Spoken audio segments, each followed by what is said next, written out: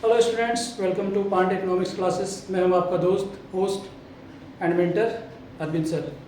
आज इस वीडियो में चिल्ड्रन हम लोग बात करने वाले हैं सिटीजनशिप एंड रेजिडेंटशिप। दो बहुत छोटे छोटे पॉइंट हैं, इसको हम लोग जल्दी से इस वीडियो में ख़त्म करने वाले हैं।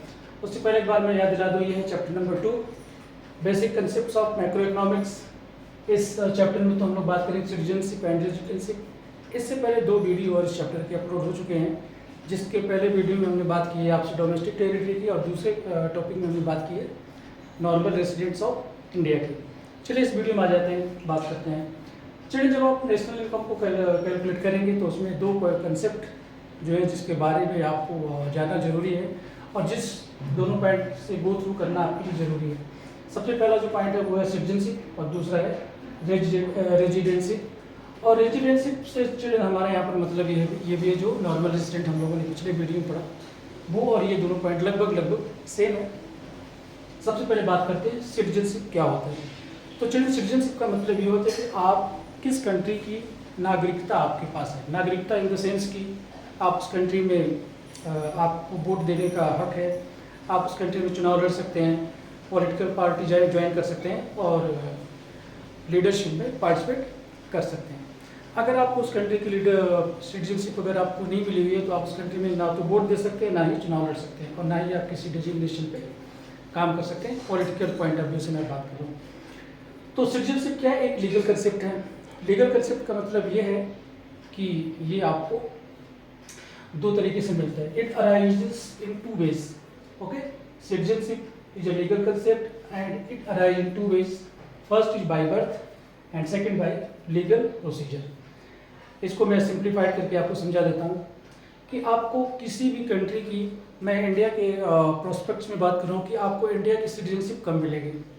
ठीक है, इसके दो तरीके हैं। एक तो हो गया बाय बर्थ, ठीक है ना, कि मान के चलो कि अगर किसी का बर्थ इंडिया में हुआ है तो उसको इंडिया की सिटीजनशिप मिल जाएगी, ठीक है ना, इसमें कोई दिक्कत वाली बात नहीं है।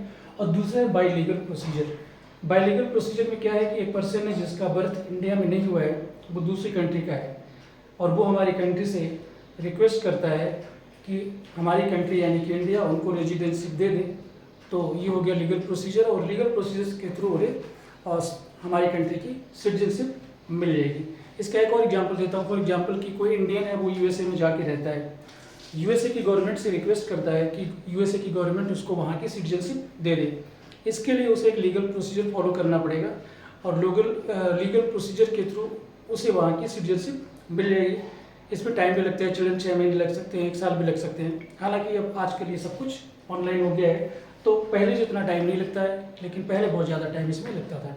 ऐसे चिल्ड्रन इंडिया में भी है कि अगर कोई चाइना का पर्सन इंडिया में आके रहता है, इंडियन गवर्नमेंट से रिक्वेस्ट करता है कि इंडियन गवर्नमेंट उसे यहाँ की सिटीजनशिप प्रोवाइड कर दे, तो उसके लिए भी उसे लीगल प्रोसीजर फॉलो करना पड़ेगा, और उसे यहाँ की सिटीजनशिप मिल जाएगी। यहाँ पर चिल्ड्रन ध्यान रखने वाली बात यह है कि एक पॉइंट ऑफ टाइम में एक पर्सन को एक कंट्री की सिटीजनशिप मिल सकती है। इसका मतलब ये है कि एक पर्सन को दो कंट्री की सिटीजनशिप एक साथ नहीं मिल सकती। फॉर एग्जांपल कि मैं इंडिया में रहता हूँ, तो मेरे पास इंडिया की सिटीजनशिप है। अगर मैं चाइना में जाके रहने लगता हूँ, चाइना की गवर्नमेंट से रिक्वेस्ट करता हूँ कि मुझे चाइनीज़ गवर्नमेंट वहाँ की सिटीजनशिप दे दे, तो उससे पहले हमें इंडिया अपनी सिटीजनशिप से हमें हटा देगी। जैसे मैं चाइना का सिटीजनशिप मुझे मिलेगी, तो मैं इंडिया का सिटीजन नहीं रहूँगा, फिर मैं चाइना का सिटीजनशिप मुझे मिलेगी, मैं चाइना का सिटीजन बन जाऊँगा। तो ये यहाँ पर ध्यान रखने वाली बात है। तो citizenship is a legal concept. It arise in two ways, first by birth and second is by legal procedure. Second point children आता है इस वीडियो का, वो है रेजिडेंटशिप। इसके बारे में मैंने पहले बात कर ली, फिर भी यहाँ पर बुक में लिखा हुआ था, मैंने आपको बता दिया है। ये क्या है, it is an economic concept, ये है ना, इसे हम इकोनॉमिक पॉइंट ऑफ व्यू से देखते हैं। It arise in two ways, ये भी दो तरीके से ये अराइज होता है। फर्स्ट है an individual resides in a country for a period of 1 year और मोर देन 1 ईयर। अगर एक पर्सन किसी कंट्री में 1 साल या 1 साल से ज़्यादा रह जाता है, और उसका economic interest, centre of economic interest also lies in that country, और उसका इकोनॉमिक इंटरेस्ट भी उस कंट्री में लाई करता है, तो उस पर्सन को उस कंट्री का रेजिडेंशिप उसको कहा जाएगा कि हमारे पास किस कंट्री की रेजिडेंशिप है।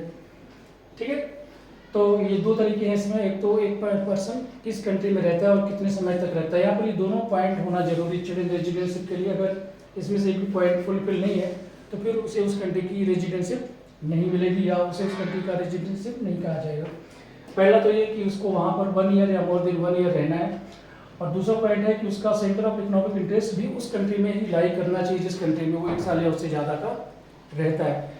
और यहाँ पर सेंटर ऑफ इकोनॉमिक इंटरेस्ट का मतलब ये है एक्चुअली कि वो जो पर्सन है उसकी जो अर्निंग है, स्पेंडिंग है और एकोमोडेशन है, वो तीनों ही उसी कंट्री में लाई करना चाहिए जिस कंट्री में वो रिसाइड्स करता है फॉर 1 ईयर और मोर देन 1 ईयर। तो चलिए इस वीडियो के लिए इतना ही, ये छोटे से 2 टॉपिक थे। आई होप कि दोनों ही पॉइंट क्लियर हो गए होंगे। और इस वीडियो के लिए इतना ही। See you in the next video. Till then keep watching and God bless you all. Thank you.